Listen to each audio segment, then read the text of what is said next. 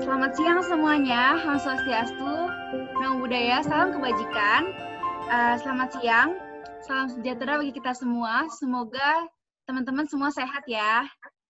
Jangan lupa juga, kita itu masih berperang melawan COVID-19, jadi tetap patuhi protokol kesehatan juga, tetap di rumah aja dan jauhi kerumunan.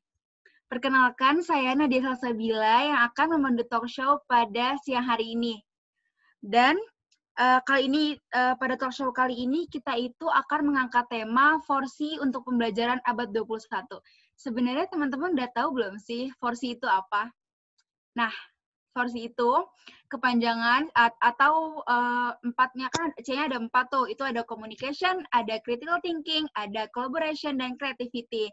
Dan kita juga akan membahas isu-isu pendidikan yang sangat menarik.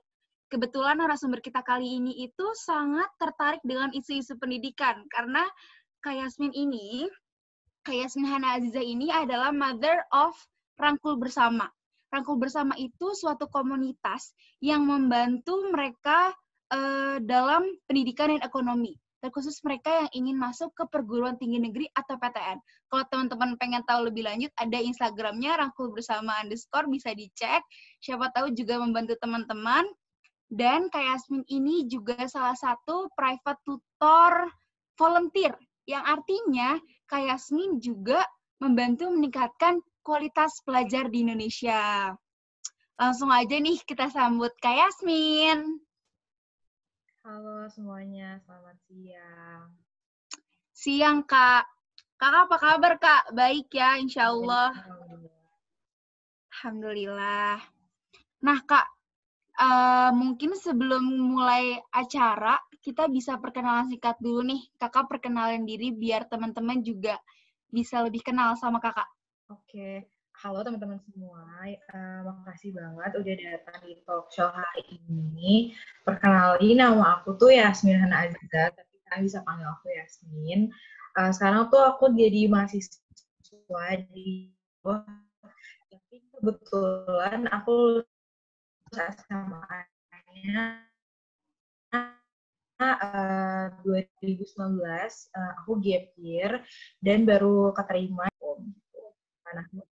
Oke. Sama pandemi ini kita kan pandemi udah hampir mau setahun ya Kak, apalagi kakak sempat gap year juga. Ada nggak sih rutinitas baru yang bahkan jadi hobi baru gitu? Jadi sebenarnya pas masa pandemi ini itu tuh permulaan aku masuk ke semacam dunia pendidikan lah. Karena sebelumnya aku tuh cuma bantu teman aja pas sekolah gitu atau pas gap year aku bantuin adik-adik kelas aku kayak gitu. Tapi kan itu baru cakupannya sempit ya, maksudnya masih yang secara offline ketemu gitu. Nah, semenjak pandemi itu karena terbatas, aku mulai main Twitter, mulai aktif buat sharing di Instagram juga. Terus di masa pandemi, pada akhirnya setelah aku keterima, aku kepikiran buat bikin suatu lembaga non-profit Rangkul Bersama gitu.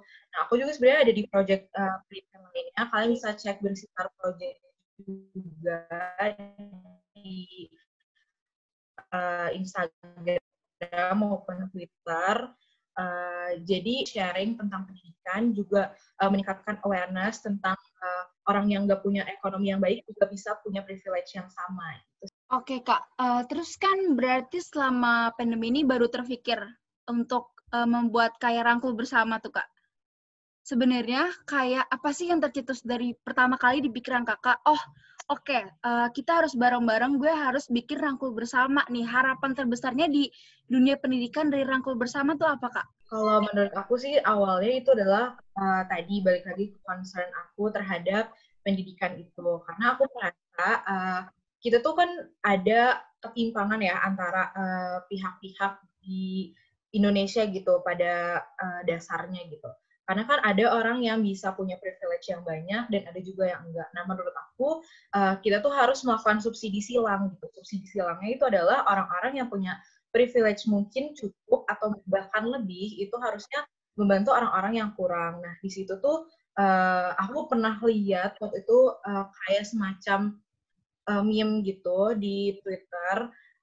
Ada anak tangga, satu anak tangga buat orang yang yang pendek, dan ada juga 2 anak tangga buat orang yang tinggi. Maksudnya dia udah tinggi, tapi dia punya privilege yang lebih lagi dari eksternalnya gitu. Malah seharusnya anak tangganya itu dikasih buat orang yang mungkin punya tubuh yang lebih pendek gitu. Nah, itu tuh bisa menjadi sebuah kesetaraan. Nah, makanya aku ngerasa penting banget buat kasih privilege yang sama buat teman-teman yang mungkin secara eksternal itu nggak dapat. Oke, berarti kan tadi yang kayak kakak bilang, nggak semua orang tuh punya privilege yang sama gitu. Tapi kalau dari kakak, berarti kan pendidikan di Indonesia nih belum sama rata ya kak. Jadi kakak juga ingin memberikan hak-hak buat teman-teman yang harusnya tetap bisa sekolah, tapi mereka tuh ada kurang dukungan, bantuan. Nah, tapi kalau dari kakak sendiri, arti pendidikan ataupun pendidikan di Indonesia kan punya visi misi ya kak. Kalau menurut kakak tuh pendidikan di Indonesia ini udah tepat belum sih? Visi misi yang dijalanin tuh udah tepat belum tujuannya? Sebenarnya doang, tapi juga kayak yang sekarang kita mau bahas tentang porsi, itu juga sebenarnya salah satu aspek pendidikan. Nah, jadi pendidikan ini luas banget, bisa yang bentuknya kreativitas di luar sekolah, kayak misalnya olahraga, seni, dan lain-lain, itu juga salah satu bentuk dari pendidikan gitu. Jadi sebenarnya pendidikan tuh luas banget. Cuman kalau misalkan dikatakan tepat atau enggak, mungkin salah satu aspeknya udah tepat. Kayak misalkan pembelajaran yang berdasarkan dari buku gitu, berdasarkan pembelajaran di kelas, mungkin itu udah tepat. Cuman untuk secara keseluruhan pendidikannya itu belum tepat, dan juga tadi balik lagi ketimpangan. Nah, ketimpangan itu bukan dikatakan nih teman-teman yang ada di sini itu merasakan ketimpangan. Oke, mungkin ada di tempat yang kurang nyaman dan lain, tapi banyak banget orang yang bahkan lebih parah gitu, bahkan nggak dapat pendidikan sama sekali. Jadi kalau misalnya teman-teman sekarang masih punya akses buat masuk ke dalam Zoom ini dan punya at least pendidikan dari SD udah punya privilege yang cukup gitu.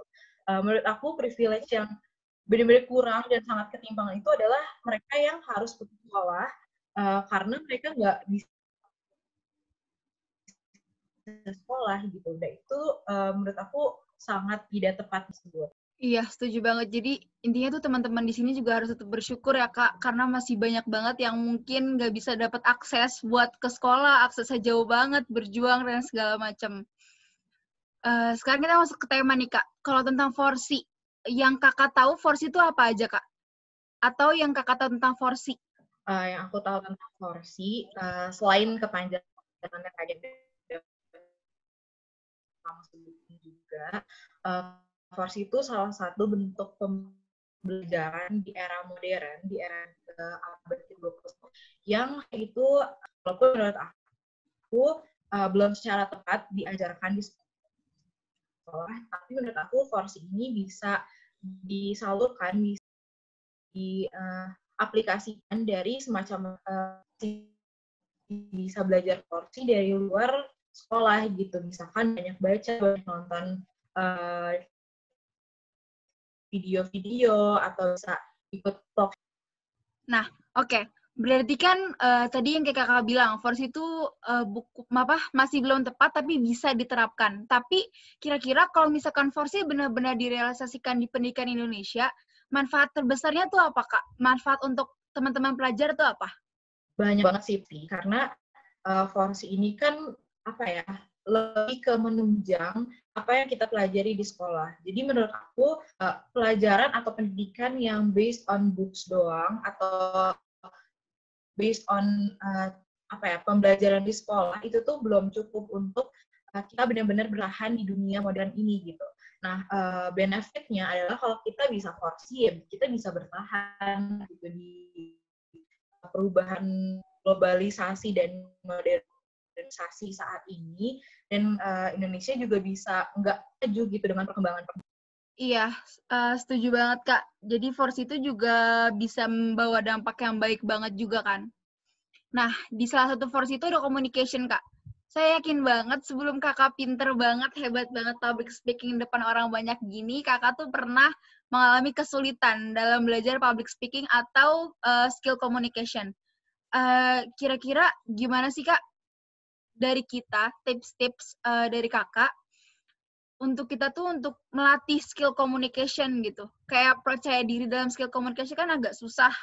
Itu ada tips-tips khusus nggak dari kakak? Nah, mengenai communication, sebenarnya communication itu nggak selalu public speaking, karena communication ini juga bisa antara satu orang ke orang yang lainnya, terus juga cara dia menyampaikan itu tuh public speaking. Waktu pas aku SMP, kebetulan aku SMP-nya sekolah Islam gitu, terus diwajibin buat kasih semacam tanda kutip ceramah di depan teman-teman, dan aku tuh karena aku absen terakhir, karena Yasmin gitu kan, jadi kayak selalu absen terakhir, kebagiannya itu selalu di depan perempuan dan laki-laki, padahal biasanya temen aku tuh yang lain depan perempuan doang gitu, yang laki-laki depan laki-laki doang gitu. Nah, di situ tuh aku ngerasa aku dapat pressure lebih tinggi dibanding teman-teman aku. Dan pada saat itu belum ada dong kemampuan atau pengalaman public speaking di depan orang lain. Karena pas SD, apalagi kan kita juga paling di depan kelas cuma sama teman-teman kita doang. Kalau misalnya disuruh ke depan gitu sama guru. Nah, semenjak itu jadi terpaksa dan terdorong harus bisa ngomong di depan umum tanpa terbata-bata, karena itu termasuk ke dalam penilaian juga kan waktu itu. Nah, yang aku lakuin paling step by step-nya itu pertama pahami dulu apa yang kalian pengen omongin. Jangan sampai kalian maju tapi kalian nggak tahu mau ngomong apa gitu. Jangan sama aja kayak halnya kalian lagi di kelas, terus guru kalian nanya, nggak mungkin kan kalian mau maju tapi nggak tahu mau jawab apa gitu. Jadi yang pasti pertama itu pahami dulu materi yang kalian mau omongin itu seperti apa gitu. Jangan sampai kalian nggak tahu mau ngomong apa tapi tiba-tiba maju terus jadi blank di depan. Terus juga yang kedua, paksa aja diri kalian walaupun deg-degan gitu. Rasain deg-degan itu, rasain gemetarannya, sampai nanti pada akhirnya kalian udah biasa aja gitu. Tapi menurut aku, dalam public speaking sendiri, siapapun, mau sering apapun, jam terbang dia seperti apapun, tetap aja yang namanya deg-degan dan gemetaran pas lagi ngomong di depan banyak orang tuh pasti gitu. Karena emang hakikatnya kayak gitu, karena nggak biasa kan, nggak setiap hari dilakukan seperti itu gitu. Jadi menurut aku dibiasain aja dan dipaksa, karena kalau misalkan kalian enggak malu, enggak deh kayak gitu, nanti malah semakin keluar gitu, semakin nggak percaya diri. Jadi kayak terus aja force diri kalian biar rasa ketakutan dan kemaluan itu tuh semakin rendah gitu dibandingin sama tingkat percaya dirian kalian. Jadi pada intinya kita nggak akan tahu kemampuan kita bisa atau enggak kalau nggak dicoba ya Kak.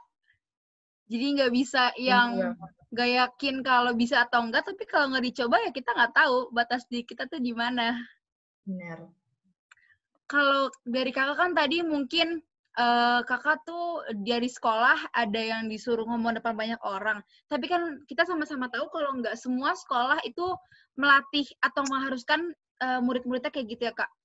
Kalau dari kakak sebenarnya bisa nggak sih pendidikan di Indonesia itu melatih skill komunikasi teman-teman pelajar? Menurut aku harus banget sih. Karena gimana ya, menurut aku komunikasi itu penting banget. Bukan karena kalian misalkan suatu hari jadi orang yang ngomong di depan umum, tapi komunikasi itu benar-benar dibutuhin banget dalam segala aspek gitu. Karena kan kalian pasti melakukan komunikasi sama teman-teman kalian, sama nanti kalau kalian udah kuliah, terus kerja kelompok, terus juga mungkin organisasi, magang, dan lain-lain, terus pada akhirnya pekerjaan itu membutuhkan skill komunikasi tadi gitu. Makanya penting banget buat diajarin di sekolah. Nah, sebenarnya gimana sih penerapan komunikasi diajarin di sekolah? Kalau menurut aku itu tuh bisa lebih lebih santai, kayak misalkan kita presentasi kayak gitu. Nah, kebanyakan di sekolah-sekolah mungkin kalian juga masih merasakan kayak gini. Kalau kalian disuruh presentasi di depan umum, kalian tuh baca slide-nya aja, baca PPT-nya gitu. Nah, itu tuh penting banget karena sebenarnya yang kalian presentasikan adalah bukan PPT kalian, tapi idea atau gagasan yang kalian mau sampaikan bukan dari poin-poin yang ada di PPT, tapi kalian harusnya sampaikan dari omongan kalian gitu. Nah, waktu aku kuliah, itu tuh sering banget nemu teman-teman yang mungkin baca, dan aku pun mungkin pernah ada di titik itu juga, kalau misalnya lagi deg-degan gitu, terus aku bacain aja gitu yang ada di PPT, dan itu tuh sebenarnya salah secara komunikasi, karena harusnya yang namanya PowerPoint itu adalah poinnya gitu, bukan seluruh apa yang kita mau sampaikan. Jadi sebenarnya dari sekolah sendiri bisa banget diadain yang namanya skill komunikasi dari bentuk-bentuk penyampaian presentasi dari teman-teman. Iya, setuju banget. Masih sering banget ketemu sama yang power. Jadi mereka presentasi terus cuma dibacain aja. Jadi teman-teman yang nonton juga kadang malah nggak ngerti apa yang disampaikan gitu. Kadang ada beberapa guru juga diem aja ya Kak. Jadi yang kayak ya udah, yang penting mereka ngerjain tugas, mereka presentasi selesai gitu. Kalau misalkan kita bahas pendidikan Kak, dari Kakak sendiri, secara umum nih, menurut Kakak pendidikan yang ideal tuh kayak gimana Kak? Agak berat ya. Pendidikan yang ideal menurut aku tuh adalah mencakup dalam semua aspek gitu. Maksudnya pendidikan kan maksudnya yang disampaikan di kelas itu kira-kira udah tepat atau belum secara materi gitu. Juga secara penyampaiannya tadi kayak penggunaan porsi di pendidikan itu kira-kira tepat ideal. Oke, sekarang kita bahas C yang kedua Kak, ada collaboration. Kan Kakak juga mengalami berarti berkolaborasi di era pandemi, tapi awal-awal Kakak bisa berkolaborasi itu gimana sih Kak? Maksudnya kan dari SMA terus sempat gap year, terus berarti mencari orang-orang juga kayaknya tepat nih diajakin kerjasama, itu kayak awal-awalnya tuh terpikirnya gimana Kak? Nah, sebenarnya mungkin teman-temannya banyak yang OSIS juga kan, ikut OSIS. Kenapa? Karena di sekolah aku tuh nggak terlalu gak terlalu hype gitu loh OSIS, jadi kayak aku gak pernah ikutan. Nah tapi aku tuh sering banget ngelakuin diskusi sama teman-teman aku dari dulu gitu. Nah diskusinya ini semacam bertukar pikiran juga, jadi sama aja sebenarnya sama kolaborasi, tapi mungkin nggak ada wadah yang lebih besar seperti OSIS gitu, contohnya dengan bikin-bikin acara dan lain-lain. Tapi waktu pas SMA itu aku sempat jadi panitia pensi juga di sekolah aku. Nah di situ tuh awal mulanya berkolaborasi dengan wadah yang lebih formal gitu. Maksudnya itu kan beneran gitu, bukan cuma diskusi doang. Nah caranya itu, cara memulainya sebenarnya pertama itu kita tahu dulu apa yang mau kita kolaborasiin gitu. Jangan kayak bikin sesuatu tapi nggak tahu mau bikin apa gitu. Nah itu tuh terkadang jadi hambatan juga karena jadinya kolaborasinya itu jadi nggak maksimal atau bahkan jadi cuman iya enggak gitu. Jadi ngajakin tapi nggak sampai akhir gitu. Jadi yang pertama tadi kayak misalkan nih aku mau bikin rangkul bersama, itu aku udah punya tim kan sekarang. Timnya itu 27 sampai 28 orang gitu. Nah, isinya kan kita harus bekerja sama gitu buat bikin sesuatu yang emang berdampak dalam pendidikan gitu. Nah, caranya aku ngajak orang itu tuh adalah aku cari dulu kira-kira apa sih yang aku pengen lakuin. Yang kedua, itu gimana caranya orang itu yakin sama apa yang mau aku bawa gitu. Nah, gimana caranya meyakinkan orang adalah kamu percaya dulu sama apa yang mau kamu lakuin. Kalau misalnya kamu sendiri aja belum percaya sama apa yang mau kamu lakuin, gimana caranya orang mau percaya tentang apa yang mau kamu bawa gitu. Jadi pertama aku tadi tahu dulu aku mau ngapain dan aku percaya akan itu, terus juga aku berusaha membuat orang lain percaya tentang apa yang mau aku bawa, dan akhirnya kita berkolaborasi dengan ide-ide yang lebih luas gitu. Jadi pada intinya kita juga harus tetap pintar berkomunikasi ya Kak. Dari komunikasi itu jadi bisa menggait orang-orang, jadi bikin sesuatu yang keren banget. Jadi sebenarnya masa pandemi ini juga nggak menghalangi. Karena aku dari Ya gimana Kak? apa namanya dipisah-pisah gitu. Kemarin tuh aku sempat baca gitu penerapan porsi di luar negeri ya, bukan di. Nah, aku baca juga gitu katanya emang porsi itu harusnya itu barengan gitu. Porsi itu beneran barengan. Gak bisa cuman bisa komunikasi doang tapi nggak tahu apa yang disampaikan gitu. Gak bisa juga kita melakukan kolaborasi tapi kita nggak bisa melakukan komunikasi. Jadi porsi ini bakal bisa berjalan secara baik kalau kita bisa pegang semua skill-nya dari keempat-empatnya ini. Sorry. Gak apa Kak. Jadi ini ya, kita tuh harus bisa communication, kita juga nanti bisa berkolaborasi, terus kita bisa critical thinking dan bisa kreatif dari situ. Abis itu Kak, ada nggak sih pengalaman Kakak kayak nggak usah terbuat rangkul bersama atau bersinar project, tapi sebelum itu kolaborasi yang menurut Kakak tuh paling berkesan buat diri Kakak sendiri? Sebenarnya paling berkesan tuh rangkul bersama-sama bersinar. Oke. Cuman mungkin sebelumnya itu aku tuh pas SMP itu pernah bikin online shop gitu sama temen aku. Jadi aku berkolaborasi sama dia buat bikin online shop pas aku SMP kelas 2 kayaknya.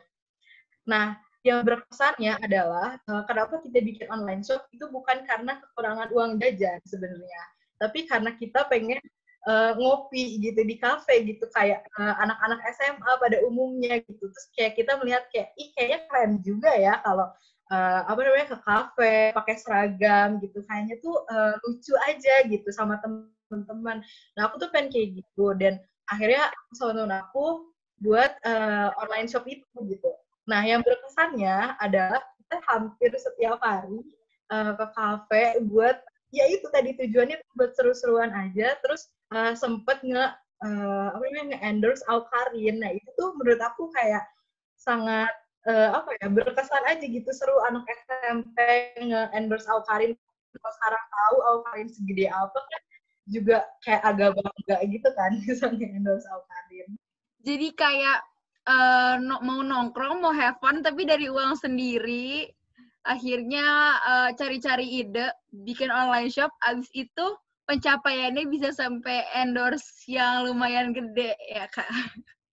Keren, bisa dicontoh tuh teman-teman. Jadi kita juga main, tapi kita udah menghasilkan uang sendiri gitu. Kalau selanjutnya, kayak Yasmin ini kan lumayan ter-highlight dari critical thinking-nya nih Kak. Sebenarnya penting nggak sih teman-teman pelajar itu punya sifat yang kritis, punya sifat yang memang harus apa ya? Jadi nggak cuma terima-terima informasi ya Kak. Kita juga bisa diolah, nggak diserap aja gitu semuanya. Nah, tadi balik lagi ke Force ini tuh kan dia tipe pembelajaran yang ada di abad ke-21. Nah, kenapa nggak diterapkan gitu di abad ke-20, ke-19, ke-18, dan lain? Itu karena di abad ke-21 itu udah ada yang namanya modernisasi gitu ya. Udah ada yang namanya teknologi. Kita kalau mau cari informasi itu sangat mudah gitu. Masalahnya informasi yang kita dapatkan benar atau enggaknya kita nggak tahu. Beda sama dulu gitu, misalkan zaman-zamannya masih penjajahan gitu misalkan. Itu kan informasi aja sulit untuk didapatkan gitu. Jadi sekalinya dapat ya itu emang beneran gitu. Jadi kita kalau sekarang saking banyaknya informasi yang kita bisa serap, makanya anak-anak muda atau mungkin penerus bangsa ini di abad ke-21 itu perlu adanya critical thinking karena kita punya informasi banyak banget, makanya ada yang salah dan ada yang benar gitu. Makanya kita butuh banget berpikir kritis. Karena saya setuju banget Kak, kenapa diperlukan. Soalnya kan kita juga teman-teman generasi muda kan sebagai calon penerus ya Kak, jadi bisa mengolah informasi, apalagi ternyata sekarang juga berita-berita di Indonesia tuh udah sering banget masuk ke informasi luar negeri. Kalau misalkan kita nggak bisa ngolah kan jadinya jadi ketinggalan gitu kitanya. Tapi kalau teman-teman yang mungkin bingung, Kak, mau dari mana? Mau nyari informasi kah? Atau yang kayak, gimana sih caranya buat gue tuh berpikir kritis? Itu awalnya harus gimana, Kak? Biar kita punya sifat critical thinking. Sebenarnya aku bukan orang yang gimana ya, highlight sebagai orang yang berpikir kritis. Cuman di masa modern itu kita harus berusaha untuk bisa berpikir kritis. Nah, langkahnya tuh kayak gimana sih? Menurut aku, berpikir kritis tuh bukan berarti harus out of the box, harus kayak punya pemikiran yang outstanding gitu, harus yang kayak beda banget dari semua orang yang pikirin gitu. Enggak, sebenarnya enggak kayak gitu berpikir kritis. Yang pasti itu kita harus bisa ngebedain mana yang salah dan mana yang benar. Sedasar itu, benar-benar sedasar itu. Nah, contohnya gimana? Gimana caranya kita menerapkan critical thinking ini dalam kehidupan sehari-hari? Misal kita dapat informasi tentang sesuatu, misal tentang cerita sesuatu lah gitu, berita A gitu misalnya. Nah, yang kita lakuin adalah kita cari dulu apakah itu benar atau salah gitu. Apakah sebenarnya itu terjadi atau tidak gitu. Fakta-faktanya apa? Nah, biasanya orang yang tidak berpikir kritis itu cuma bisa menerima fakta gitu. Mereka cuman ya udah itu informasinya seperti itu, ya udah gunakan aja kayak gitu. Nah, orang yang berpikir kritis itu yang bisa membedakan mana yang fakta dan mana yang opini. Dia yang bisa memisahkan mana yang sebenarnya benar-benar terjadi dan mana juga yang cuman masukan atau yang cuman berdasarkan pemikiran seseorang gitu. Kayak kalau misalnya kalian belajar sejarah, itu kan ada ya yang namanya verifikasi tahap, ada heuristik, ada tahap verifikasi. Nah, tahap verifikasi itu kan kita mencari tahu apakah itu valid atau tidak, apakah itu original atau tidak. Nah, itu tuh sebenarnya dasar dari berpikir kritis sendiri gitu. Jadi nggak harus kalian punya pemikiran yang outstanding, yang berbeda dari yang lain, tapi yang pasti kalian bisa membedakan mana yang benar, mana yang salah. Kalian bisa lihat dari dua sisi, dari yang pro dan dari sisi kontra gitu. Nah, itu kepake banget kalau kalian udah kuliah. Kenapa? Karena mungkin kalian kayak aku misal maunya masuk FH gitu ya misalkan. Nah, di FH itu kan ada salah satu lomba namanya lomba debat gitu, misalkan lomba debat hukum atau lomba debat Indonesia dan lain-lain. Nah, di situ kan pasti ada mosi kontra dan ada mosi pro. Nah, kita nggak bisa kan, kalau kita dikasih mosi pro, kita nggak mungkin cuma pahamin yang pro-nya doang, tapi kita juga dituntut untuk bisa paham kontranya. Untuk apa? Agar kita bisa nge-counter back kalau misalkan ada orang yang kira-kira bakal ngelawan opini kita gitu.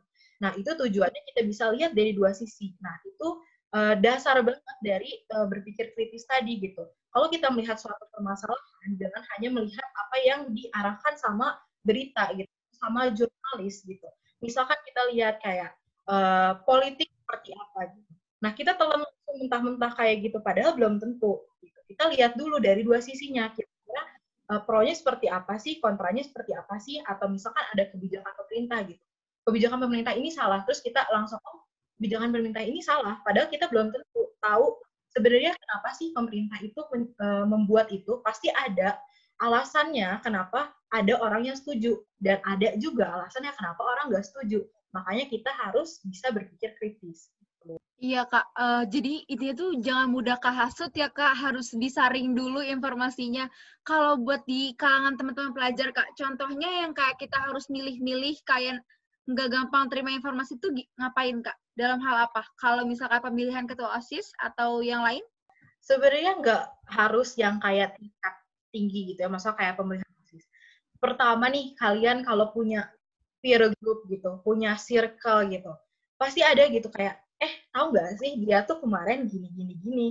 Nah, kalian langsung kayak, demi apa sih, demi apa dia kayak gitu kemarin, kaget banget kayak gitu. Nah, padahal itu tuh kalian bisa berpikir kritis, dia pasti punya alasan kenapa dia ngelakuin itu gitu. Kenapa kalian gak coba melihat sisi lain yang kalian tuh mungkin gak lihat, atau yang mungkin gak akan kalian lakuin tapi dia lakuin, pasti ada alasannya gitu. Nah, menurut aku sejahat-jahatnya orang pasti dia punya alasan kenapa dia ngelakuin itu. Karena yang dikatakan jahat dan baik itu tuh kan cuman perspektif doang gitu kan. Nah, itu tuh bisa se-basic itu gitu. Kayak kamu seorang, apakah kamu udah berpikir kritis tentang apa yang dia lakuin atau enggak. Nah, tadi juga bisa contohnya kayak pemilihan OSIS gitu. Ketua OSIS terus kayak biasanya kalau misalnya lagi politik sekolah gitu suka banyak berita-berita yang menyebar gitu kan, biasanya kayak tapi dia tuh gini gini, tapi dia tuh kayak gini gini gini. Nah, itu tuh penting banget menurut aku. Penting banget untuk mempertanyakan apa yang sebenarnya akan jadi pemimpin kalian gitu. Karena sedasar-dasarnya pemilihan ketua OSIS itu adalah politik gitu. Nah, jadi kalian harus bisa membedakan mana yang fakta dan mana yang opini. Jangan sampai menelan opini menjadi fakta dan menelan fakta menjadi opini. Jangan sampai kebalik. Bener banget Kak, jadi harus punya pendirian juga ya Kak, jangan yang kayak teman-temannya ke kanan, teman-temannya ke kiri, juga kita harus punya penetapan gitu. Kalau jadi kita tadi kan kita udah bahas kolaborasi, komunikasi, sama critical thinking Kak. Terus ada kreatif, ada creative thinking.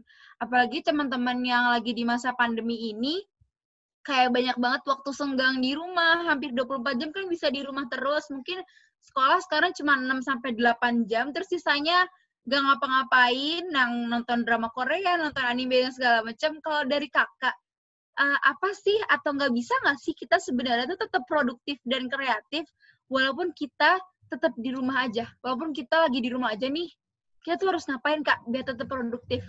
Sebenarnya menurut aku nggak ada perbedaan secara real dari hal kreatif gitu. Mau di rumah, mau di sekolah, itu sebenarnya nggak terlalu banyak perbedaan.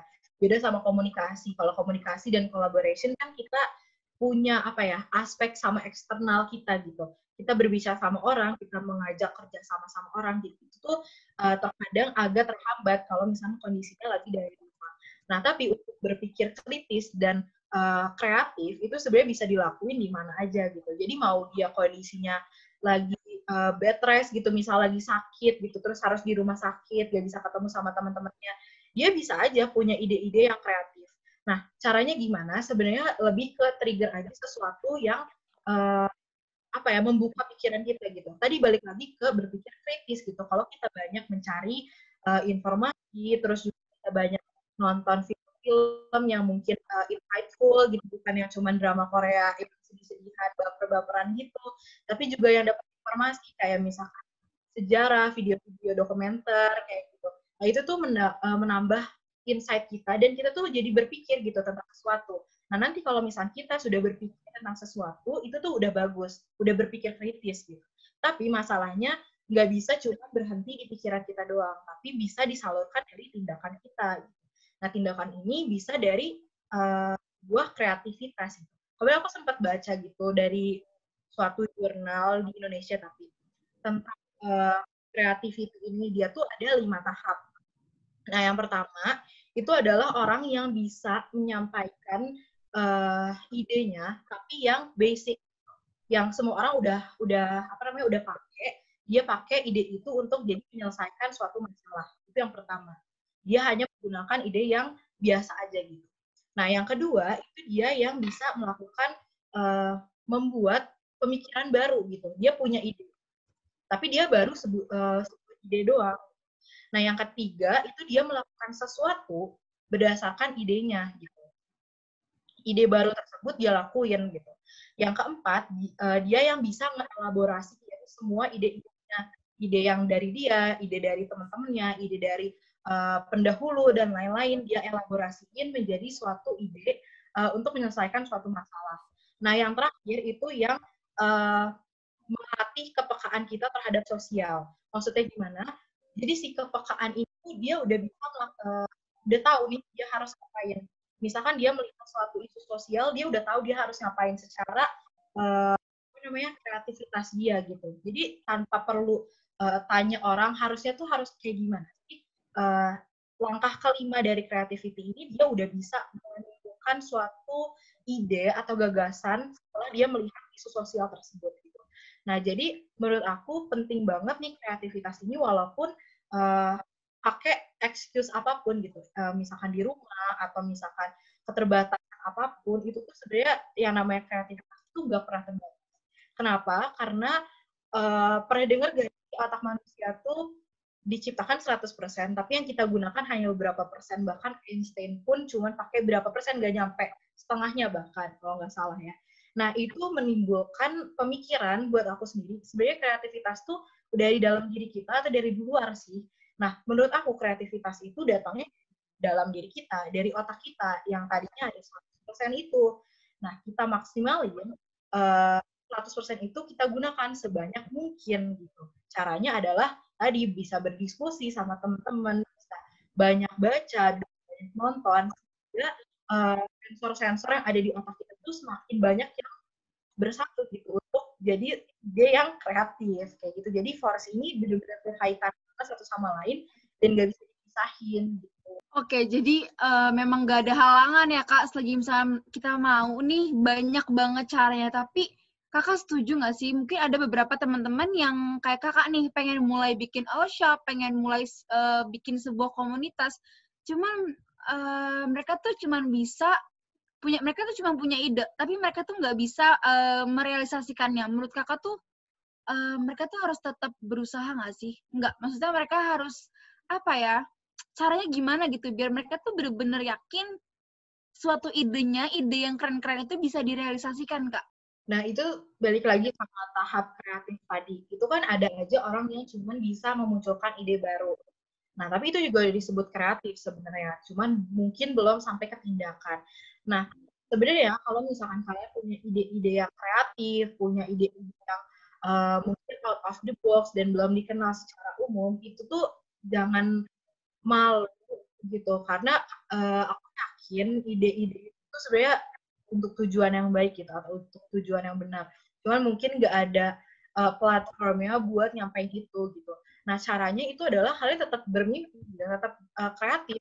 Karena menurut aku nggak semua ide itu bisa disalurkan. Ini serius. Jadi kalian punya banyak banget atau ide yang pengen aku jalanin. Tapi nggak semuanya aku jalanin. Kenapa? Karena nggak semua ide itu bisa dijalankan.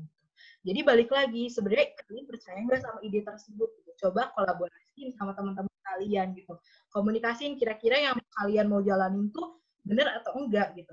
Misal nih, ada anak yang berpikiran gitu. Kadang ada juga teman-teman aku gitu pas SMA.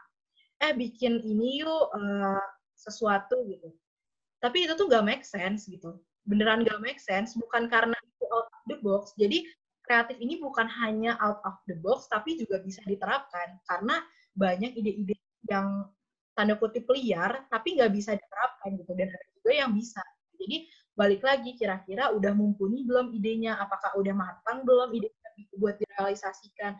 Kira-kira ada nggak teman yang bisa diajakin komunikasi tentang itu, diajakin kolaborasi tentang itu? Kalau kira-kiranya nggak bisa, ya nggak apa-apa, itu salah, bukan salah gitu. Nah, yang bisa kalian lakuin adalah bikin ide baru lagi, yang lain lagi, yang mungkin kira-kira bisa direalisasikan. Kalau nggak bisa lagi, ya ide lah yang lain seperti itu terus, karena nggak akan pernah terbatas gitu. Gitu sih. Jadi ini ya Kak, kita juga harus bisa peka sama keadaan sekitar kalau siapa nih yang bisa diajak kerjasama yang kira-kira tuh lagi sesuai sama keadaan sekarang. Kalau misalkan ngomongin keadaan ya Kak, berarti kan waktu Kakak bikin rangkul bersama kan gak tiba-tiba tercetus gitu aja untuk membantu orang-orang nih, buat membantu teman-teman yang untuk ke perguruan tinggi negeri. Pasti ada dong pengalaman yang membuat Kakak, oke, gue harus bikin ini, gitu. Itu pengalaman apa Kak? Nah, jadi sebelumnya tadi kan aku bilang ya, aku sempat bikin Twitter waktu pas aku masa pandemi ini. Nah, setelah aku bikin Twitter, aku sempat bikin grup gitu, grup belajar sama teman-teman aku. Nah, tapi ini literally nggak kenal gitu. Jadi dari Twitter.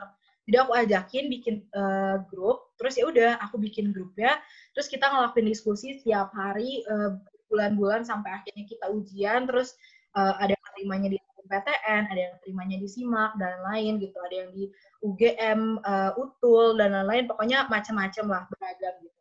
Nah, dari situ ada nih ide-ide dari aku kayak, harusnya ini kayaknya diseriusin deh. Kayaknya ini bukan cuman sekedar bikin grup, terus kita bikin diskusi, tapi juga benar-benar bikin platform yang serius gitu, yang benar-benar diseriusin. Karena menurut aku tadi balik lagi ke konsep pendidikan aku, banyak banget orang yang nggak bisa dapat akses pendidikan yang sama gitu dengan adanya orang-orang yang mulai melakukan sesuatu itu bisa berdampak walaupun kecil.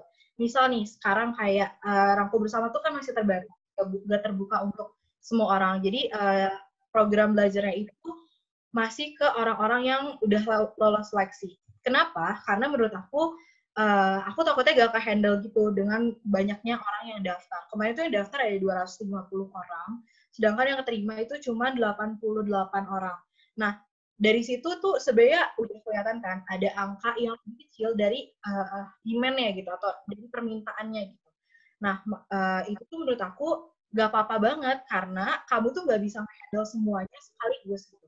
Jadi dikit-dikit aja, gak apa-apa, kayak kamu bikin peer group dulu sama teman kamu 2-3 orang, terus nanti nambah lagi jadi 5 orang, terus nambah lagi jadi 10 orang, dan seterusnya gitu. Sampai akhirnya orang-orang mengenal kamu sebagai orang yang melakukan kebaikan gitu, tanda kutip. Nah, itu tuh bisa dilakuin dari langkah-langkah kecil gitu. Walaupun kamu cuma ngajak teman kamu 1-2 orang, itu juga udah suatu tindakan yang baik gitu. Jadi jangan pernah lihat kuantitasnya, tapi juga lihat sebenarnya kamu capable gak buat menghandle sebanyak itu. Jadi memang berawal tuh dari iseng-iseng doang ya Kak, benar-benar dari iseng akhirnya terbentuk untuk serius. Terus Kakak juga lebih mementingkan kualitas bukan kuantitas banyaknya, tapi biar teman-teman yang ikut semua juga harus berhasil, bukan main banyak-banyakan doang. Keren banget di usia muda Kakak udah berhasil bantu teman-teman juga. Uh, Amin. Pasti kan perjalanan kayak bikin rangkul bersama tuh ada tantangannya Kak. Ada halangannya itu pasti ada. Tantangan terbesar apa sih Kak yang pernah Kakak lewatin? Terus gimana caranya? Oke, gue harus bangkit gitu. Ini harus tetap jalan. Sebenarnya menurut aku ya, langkah melakukan sesuatu tuh ada 3 kayaknya. Yang pertama itu kalau misal masih berupa ide doang, kita berpikir tentang sesuatu, ya udah cuman berupa ide. Biasanya kalau misal aku punya ide-ide, aku langsung nulis gitu. Maksudnya bukan nulis pakai tulisan, tapi kayak semacam mind map gitu, kayak kira-kira apa sih yang mau aku buat gitu. Nah, sekarang tuh aku kebetulan lagi ada project juga sama anak-anak EVAS Indonesia. Itu namanya Inspirolove di Instagram. Kalau kalian tahu Instagram aku ada di bio juga. Nah, itu tuh nanti bakal apa ya, share awareness tentang fakultas hukum gitu. Jadi kalau teman-teman kira-kira ada yang tertarik, itu bisa banget tungguin info-info dari sana. Nah, awalnya itu adalah aku punya ide dulu. Itu adalah tahap pertama. Aku tulis kira-kira programnya itu harus kayak gimana sih caranya menyampaikan ide ini ke orang lain gitu. Jadi secara internal dan secara eksternal. Misalkan kita ngajak tim atau juga kita nge-promosiin ke pasarnya. Itu tahap pertama, masih berupa ide. Yang kedua adalah di saat kita mengerjakan di startnya gitu. Kita mulai ajakin teman kita mulai membentuk gitu, kita mulai bikin platformnya, kita mulai program-program. Dan yang ketiga, itu yang paling sulit menurut aku, yaitu adalah saat kita menjalankannya. Kenapa sulit? Karena memulai sesuatu itu lebih gampang daripada mempertahankan sesuatu. Gitu. Jadi kalau misalkan aku mulai sesuatu itu gampang, kita punya ide ya tinggal kita tulis gitu, tinggal kita ajakin teman kita, itu mungkin terlihat mudah gitu. Tapi yang sulit adalah mempertahankan ide tersebut menjadi sesuatu yang konsisten. Cara mempertahankan konsistensi ide tersebut bisa sampai itu kayak gimana gitu. Biar pesan-pesan dari kita tuh beneran tersalurkan kepada teman-teman yang lain gitu. Nah, itu yang tahap yang ketiga tadi, yang paling sulit. Menurut aku tantangannya misalnya kayak sekarang aku lagi dirangkul bersama, misal lagi bersinar dan bisa lagi di Inspirolo gitu misalkan. Nah, tahap yang paling susah itu yang sekarang lagi aku jalanin, yaitu adalah mempertahankan gimana caranya ini nggak stuck di tengah jalan, gimana caranya ide tersebut masih bisa tersalurkan walaupun udah bukan di masa-masa hype-nya gitu kan aku gitu sih. Oke, jadi udah mungkin dibikin mudah ya Kak, udah tercipta, tapi yang susah tuh menjalankan biar konsistensinya itu yang tetap terjaga. Kalau kita boleh melenceng sedikit ya Kak, berarti kan Kakak pernah gap year nih, pernah yang ngalamin di titik dimana gak keterima di kuliah yang harusnya angkatan Kakak tuh semua keterima gitu. Mungkin di sini ada teman-teman dari kelas 12, Kakak boleh dong sharing gimana Kak cara jadi Kakak sharing buat pemikiran teman-teman tuh kalau gap year ya nggak apa-apa. Gap year bukan suatu hal yang jadi sebuah aib gitu, karena masih ada kesempatan-kesempatan gitu. Apalagi di masa pandemi ini mungkin teman-teman juga agak kurang ini ya menyerap pelajaran dari guru di sekolah. Mau dong Kak ceritanya untuk biar bisa lebih menghadapi gitu. Nah, sebenarnya alasan aku gap year itu karena aku di 2019 aku tunggal SBMITB. Jadi aku nggak pakai pilihan kedua, aku nggak ikut apa namanya ujian mandiri, aku bahkan nggak ikut simak juga gitu. Aku benar-benar SBMPTN ke SBMITB doang. Nah, kenapa aku kayak gitu? Karena aku lebih berani untuk gap year ketimbang aku masuk ke universitas ke jurusan yang aku nggak mau. Kenapa? Karena kursi itu tuh bisa berguna buat teman yang lain gitu. Misal nih, contohnya kalau misalnya di 2019 aku ngambil manajemen Universitas Brawijaya misalkan. Terus aku jalan nih misalkan masuk ke manajemen UB gitu. Nah, di sana pada akhirnya aku SBMPTN lagi misalkan di 2020. Nah, kenapa itu aku nggak mau kayak gitu? Karena kursi itu tuh harusnya buat orang yang pengen manajemen UB gitu. Sayang kan kalau dikasih ke aku, tapi aku tuh gak mau banget gitu. Jadi kayak menurut aku kalau misalkan belum terlalu yakin, aku nggak mau lakuin. Aku lebih berani buat ngulang dibanding berusaha sama wilayah baru, sama jurusan yang mungkin udah aku pengenin sebelumnya.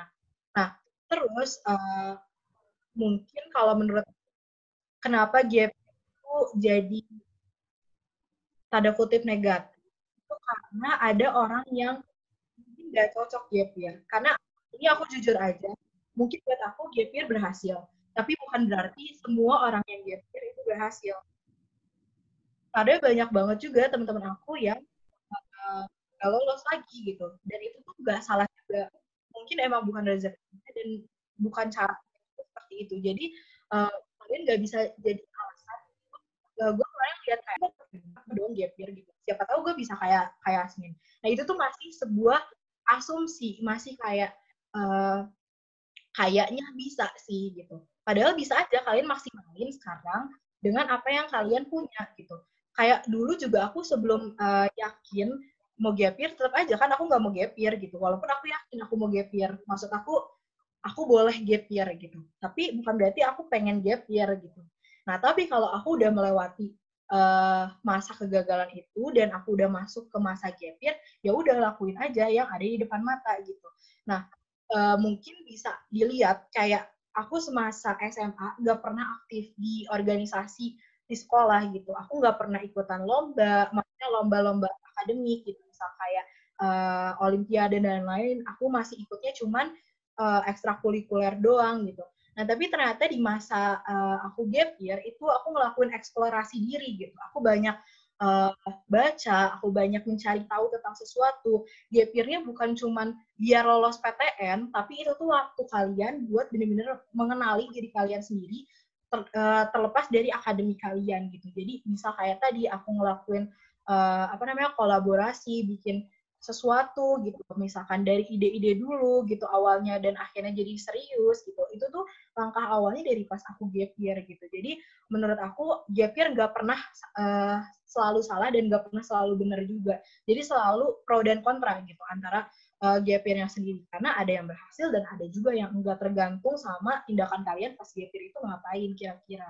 Berarti Kak, pasti kan sebelum Kakak gap year ini, itu kan Kakak gagal nih yang tes ITB. Abis itu kan Kakak berpikir berarti bagus juga. Jadi kan ada sebagian orang yang, yang penting gue kuliah, tapi passionnya bukan passion gue, ya nggak apa-apa, yang penting ada nama gitu, kuliah di mana. Gimana Kakak cara yakinin orang-orang sekitar biar kayak, ya udah deh nggak apa-apa, tunda dulu, biar tahun depan tuh coba lagi gitu loh. Nah, tadi balik lagi, kita tuh harus bisa percaya dulu sama diri kita sendiri. Tadi setelah aku berpikir kayaknya nggak apa-apa sih gap year. Nah, masalahnya kita harus yakin dulu kira-kira kalau misalnya gap year bisa nggak konsisten, kira-kira bisa nggak mempertahankan pace belajarnya waktu gap year gitu. Apalagi gap year kan teman-teman kamu udah pada kuliah gitu. Nanti pas reunian ngomongin kuliahnya masing-masing. Nah, pertama itu dari diri sendiri tadi balik lagi, kita yakinin dulu diri kita sendiri sebelum kita ngeyakinin orang lain.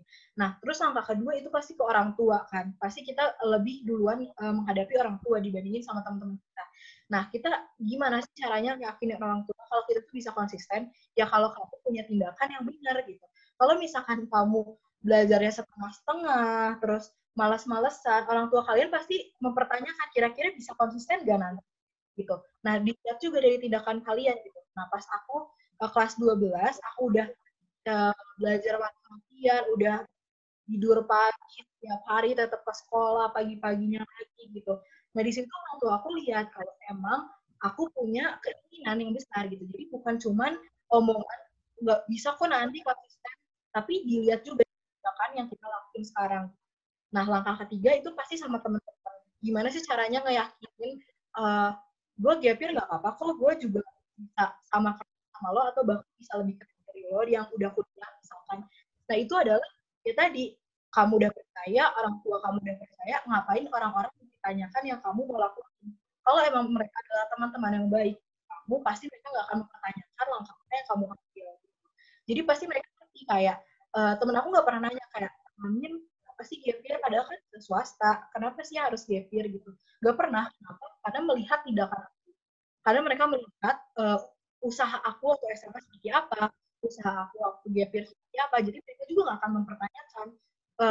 Mungkin mereka berpikir kenapa kita bisa sekeren itu tanpa mereka punya waktu berpikir kenapa dia gagal. Jadi aku berusaha membuat orang itu bertanya-tanya kenapa dia aktif banget, kenapa dia bisa ngelakuin ini itu. Jadi mereka udah gak ada waktu buat mempertanyakan kalau aku gagal gitu. Karena mereka udah terfokus kepada achievement yang aku dapatin gitu. Jadi mereka nggak akan mikirin kok dia bisa gagal sih, kok dia bisa gak berhasil sih. Padahal kan dia udah gini-gini. Nah fokusin sama hal yang positifnya, bukan sama yang negatifnya. Berarti kalau yang bisa diambil Kak, intinya kalau kita dipandang jelek sama teman-teman apalagi teman-teman dekat, ya udah buktiin aja dengan kenyataan. Jadi mereka juga nggak bisa komentar yang jelek-jelek gitu. Kalau dari Kakak, Kakak kan Kakak juga membantu teman-teman untuk masuk PTN, terus Kakak juga concern banget sama dunia pendidikan. Tapi kalau harapan terbesar tuh apa sih Kak? Harapan terbesar kalau kayak 10 tahun ke depan tuh Kakak tuh berharap tuh pendidikan tuh kayak gimana? Paling menurut aku harapan aku adalah aku nggak berharap pendidikan tuh udah bener-bener rata walaupun butuh waktu 10 tahun. Aku nggak pernah berpikiran suatu hari pendidikan tuh bener-bener rata seluruh orang yang ada di Indonesia.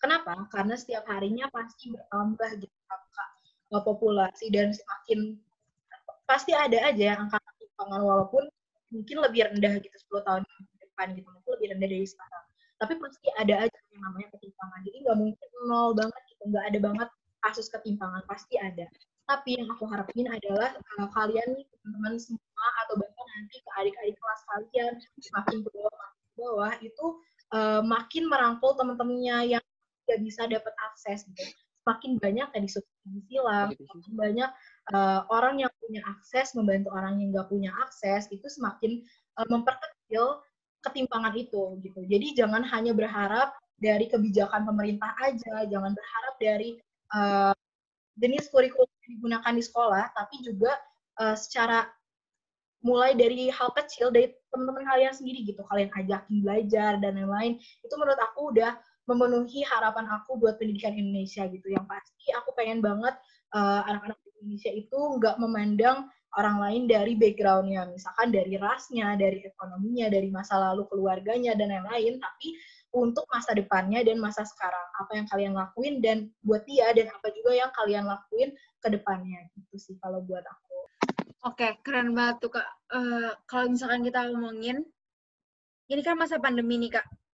Terus juga teman-teman juga pasti kesulitan banget. Mereka juga harus beradaptasi banget sama, apalagi kakak nih yang maba, terus harus ketemu dunia perkuliahan yang online, semua serba online gitu. Kalau pesan dari kakak, apa enggak, ada juga kita udah nemuin berita yang mereka tuh menyerah karena udah capek banget ya aksesnya susah, semua segala internet dan segala macam.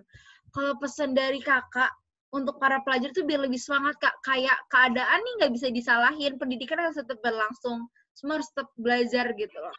Nah itu tadi balik lagi ke kita tuh ada kondisi di mana sesuatunya nggak berjalan seperti apa yang kita inginkan gitu. Nah caranya itu adalah kamu ngajakin teman kamu ngajakin kamu gitu. Nah kondisi itu ngebuat pembelajaran tuh lebih seru, lebih apa ya, lebih enak gitu buat ngejalanin. Kalau kamu sendirian kayak mumet sendiri nggak bisa mengambil PJJ, terus tiba-tiba ulangan harian, terus tiba-tiba SBMPTN, terus gak punya teman, itu menurut aku sedih gitu. Kenapa sedih? Karena mungkin kamu gak punya tempat untuk berkeluh kesah sama teman kamu. Jadi menurut aku kalau emang kondisinya itu gak memadai, gak apa-apa banget, itu sesuatu yang normal.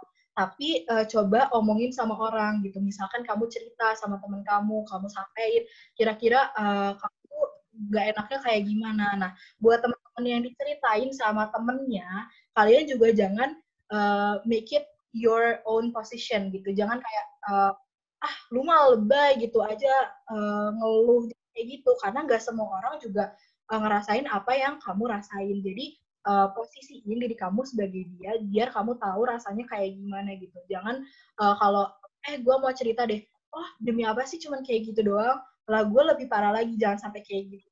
Jadi tadi balik lagi ke porsi tadi, kalian latih komunikasi kalian sama teman kalian dan juga kepekaan sosial kalian sama teman-teman kalian. Oke, aku mau ini nih Kak, mau nanya sama teman-teman yang di sini, siapa tahu ada yang mau ditanyain ke Kak Yasmin. Kalau mau nanya, langsung aja dibuka mic-nya, langsung nanya aja. Kita buka sampai 4-5 pertanyaan.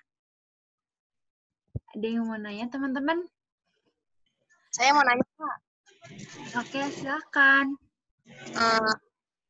Saya nih, nama saya Priya Kencana Sari.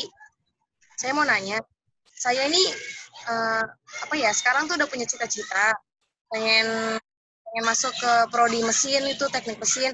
Saya ini SMK.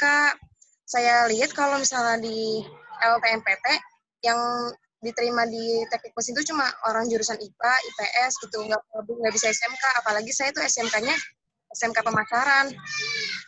Kira-kira kalau misalnya saya udah lulus, terus saya ngambil paket C gitu, itu bisa nggak ya? Kan otomatis saya juga punya dua ijazah. Terima kasih, Kak. Oke, silakan Kak Yasmin. Setahu aku bisa aja sih kalau misalnya kamu paket C-nya IPA gitu misalkan. Karena kan kamu masuk teknik mesin, berarti jurusannya kan IPA gitu. Jadi kamu nanti ngambil paket C-nya yang IPA. Kalau nggak salah bisa sih, setahu aku. Walaupun dapat 2 ijazah. Oke, udah terjawab ya, Tria Kencana Sari. Ada yang mau nanya lagi mungkin? Aku, Kak. Boleh nggak? Ya, silahkan. Sebelumnya perkenalkan, nama saya Zina Talisa. Saya mau nanya, Kak, kalau misalkan kayak gini, saya ada punya bayangan untuk start suatu program, kayak gitu, Kak. Tapi, kayak kan yang tadi Kakak bilang, kolaborasi itu penting. Nah, kalau misalkan situasinya kayak gini, Kak, saya punya circle, cuman circle saya itu nggak, apa ya Kak bilangnya, nggak mendukung apa yang saya mau bikin gitu. Itu kira-kira saran Kakak gimana biar bisa tetap tercapai ide yang saya pengen jadi nyata gitu, Kak? Nah, sebenarnya balik lagi ke kenapa mereka nggak ngedukung. Mungkinkah karena ide kamu yang gimana ya, mungkin mereka nggak setuju sama ide kamu, atau mungkin juga nggak bisa diajakin kolaborasi, mungkin nggak tertarik gitu, bisa aja kan nggak tertarik gitu. Terus juga menurut aku, kalau misalkan kamu mungkin punya teman-teman yang nggak bisa diajakin kolaborasi karena emang mereka nggak tertarik untuk ngelakuin itu, ya berarti kamu bisa lakuin itu sendiri. Kenapa? Karena dulu pun waktu aku bikin Rangkul Bersama itu kan awalnya semuanya dari aku mastermind-nya. Jadi aku bikin program, bikin tagline dan lain itu aku bikin sendiri. Nah, setelah aku udah punya secara matang gitu mau aku lakuin, baru aku on track gitu sama teman-teman lain. Nah, itu pun kan aku nggak terbatas ke teman-teman circle aku doang, tapi juga ke luar secara umum gitu, secara publik gitu. Jadi menurut aku bukan salah kamu kalau misalkan teman-teman kamu juga nggak tertarik sama ide tersebut, karena bisa aja emang dia nggak tertarik untuk ngelakuin sesuatu gitu. Jadi menurut aku yang nggak bisa dipaksain juga, tapi langkahnya adalah kalau kamu yakin sama apa yang mau kamu mulai, kalau kamu yakin program yang mau kamu mulai itu emang benar-benar bisa kamu jalanin, ya kamu bisa jalanin sendiri gitu. Nanti pada akhirnya kalau udah berkembang, orang-orang bisa lihat kayaknya keren ya, kayaknya bagus ya ide, dan akhirnya mereka jadi tertarik buat ikutan juga gitu. Jadi ini ya Kak, jadi jangan kita yang minder terus idenya nggak jadi terjalanin, tapi ya udah kita keluar dari circle itu terus nyari circle mana nih yang mendukung ide kita yang sesuai. Oke, ya, ada lagi nggak? Soalnya gitu sih menurut aku, circle pertemanan kalian sekolah itu bukan berarti kalian jadi circle kerjaan juga. Kayak misal aku punya circle teman-teman aku, dan aku nggak pernah kerja sama apapun sama misalnya teman-teman aku pas SMP gitu misalkan. Aku nggak pernah bikin apa-apa sama mereka. Bukan berarti karena mereka adalah orang yang teman yang buruk dan lain-lain, tapi karena emang mungkin circle-nya adalah circle pertemanan, bukan circle kerjaan gitu. Jadi cari yang emang bisa kalian ajakin kerja sama, dan kalau emang nggak tertarik ya berarti emang bukan orangnya gitu. Oke. Kak, sekarang aku mau baca ini. Ada yang kirim chat. Dari Angel, dari SMKN 42. Aku mau nanya, apa aspek paling penting dari 4C itu yang wajib banget anak milenial kuasai dibanding aspek lainnya. Walaupun mungkin tadi kakak bilang kan semua berhubungan ya kak, cuman maksudnya untuk 10 tahun ke depan, 20 tahun ke depan ini untuk para pelajar milenial yang menjadi penerus generasi muda, itu mana yang menurut kakak tuh paling penting harus kita punya? Kalau menurut aku sih kayaknya berpikir kritis sih. Paling penting. Kenapa? Karena kalau misalnya kita berpikir kritis, terus kita tahu banyak hal, pasti gatel gitu. Mulut kita tuh buat ngomong sama orang. Jujur kayak kalau misalkan di sini nggak ada temen aku sih, tapi kalau misalnya ada temen deket aku, pasti tahu kalau aku tuh bener-bener banyak banget. Kalau ngomong tuh bener-bener gak berhenti gitu. Kalau bisa ngomong sesuatu. Nah itu tuh awalnya adalah karena aku berpikir gitu. Karena aku berpikir, jadi aku pengen ngomong sama orang. Nah itu bisa langsung masuk ke aspek kedua tadi, komunikasi gitu. Jadi menurut aku berpikir kritis ini tuh kayak apa ya, walaupun ini semua berkaitan, tapi penting banget langkah awalnya itu adalah kalian bisa membedakan mana yang benar, mana yang salah, mana yang fakta, dan mana yang opini gitu. Dengan banyak berpikir, nanti aspek-aspek lainnya juga akan makin mendukung gitu. Oke, bener banget ya Kak. Karena semakin ke depannya pasti yang namanya menghasut, terus menyudutkan, jadinya bikin kubu-kubu, apalagi di lingkungan pertemanan sekolah kan banyak banget ya Kak. Jadinya bikin kubu-kubu sendiri jadi nggak baik. Oke, aku masih buka nih pertanyaan yang mau nanya. Ada lagi nggak? Ada lagi mungkin yang mau tanya seputar dunia pendidikan ataupun tips-tips dari Kak Yasmin? Atau enggak aku lagi deh Kak yang nanya. Jadi apa ya? Kakak kan pasti tuh pernah nggak sih Kak sampai yang dijauhin sama teman-teman karena yang terlalu lagi ngerjain sesuatu fokus terus sampai main sama teman-teman tuh terabaikan. Kakak pernah yang kayak gitu nggak? Terus kayak sampai dijauhin mungkin jadi buat pelajaran ke teman-teman yang lain juga. Cara kakak nanganinnya tuh gimana Kak? Pernah banget, aku waktu SMA kelas 12 tuh aku punya circle yang lumayan gede sih menurut aku. Karena aku dari SMP tuh biasanya kayak cuma 4 orang, 5 orang gitu. Nah waktu aku SMA kelas 3, itu tuh temen aku sekelas tuh emang deket banget gitu. Terus bahkan kayak temen-temen deket aku tuh kayak 12 orang gitu loh. Jadi kalau ke kantin tuh kayak lagi mau tawuran gitu, banyak banget gitu. Nah, aku pernah banget gituin karena pas akhir-akhir semester 1 ke semester 2 itu aku jarang banget sekolah. Aku lebih sering ke tempat bimbel buat belajar atau enggak aku apa namanya jam 10 pagi aku beneran maksudnya aku bolos tuh bilang ke orang tua aku ya bukan diam-diam. Jadi orang tua aku emang menyetujui itu, aku pergi keluar jam 10 misalkan tempat lain terus belajar buat SBMPTN itu aku sering banget.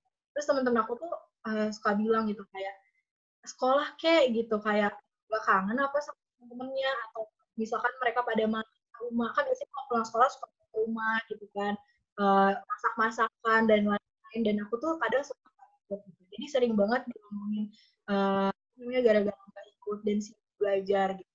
Nah kalau menurut aku pasti ada banget orang yang kayak gitu. Tapi balik lagi kamu percaya gak kalau yang kamu lakuin itu benar atau enggak? Kalau misalkan yang kamu lakuin salah, berarti kamu harus introspeksi diri. Tapi kalau kamu lakuin hal yang benar, ya udah nggak apa-apa. Mereka juga nanti lama-lama biasa dan capek sendiri gitu.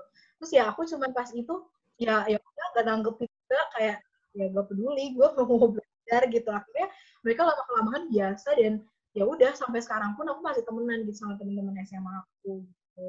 Berarti kakak yang salah satu ini ya Kak, lumayan setuju kalau mau ngelakuin apapun ya udah fokus dulu teman nomor 2 gitu. Maksudnya mereka juga akan diem dan ya udah diem aja nggak akan ngegubris kalau kita tuh udah ngebuktiin sama apa yang kita hasilin gitu.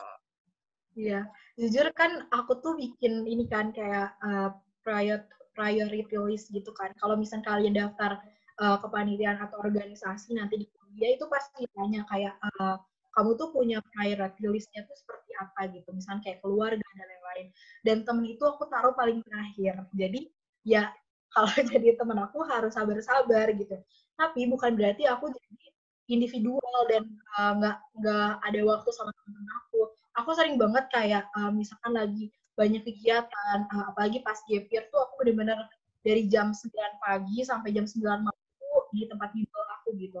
Nah, bukan berarti aku jadi individual.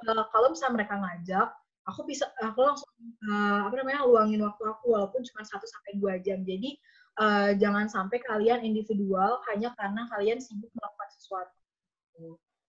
Iya, setuju banget. Jadi teman-teman di sini juga jangan takut kehilangan teman kalau misalkan lagi fokus belajar gitu. Oke, ternyata kita udah ke pertanyaan terakhir nih. Banyak banget hal-hal bermanfaat yang tadi kita dapat. Banyak banget tips-tips dari Kak Yasmin yang insya Allah bermanfaat buat teman-teman semua. Aku yakin teman-teman di sini juga bisa dapat inti dari Kak Yasmin tuh lakuin apa yang kalian mau, fokus, ide yang kalian punya direalisasiin, lihat keadaan itu menyesuaikankah atau tidak gitu. Terus intinya tuh jangan takut kehilangan teman. Itu yang aku dapat banget dari Kak Yasmin, karena mau teman kalian ngeledekin segimanapun, ketika kalian udah punya bukti, mereka justru akan bangga. Justru mereka tuh akan tanya, gimana sih tipsnya kalau kamu bisa ngelewatin fase itu? Itu pasti teman-teman kalian tuh akan seperti itu. Oke, terima kasih. Buat teman-teman yang belum follow Instagram NIP Pendidikan, bisa dicek di Instagram langsung ataupun Instagram Kak Yasmin di Yasmin N2HZ, biar lebih tahu banyak info-info di sana. Saya Nadia Sabila Sada, mohon pamit undur diri. Ke Bandung makan bakso aci, makannya bareng Kak Yasmin. Semoga kita berjumpa lagi. Kalau ada kesalahan, mohon dimaafin. Dadah!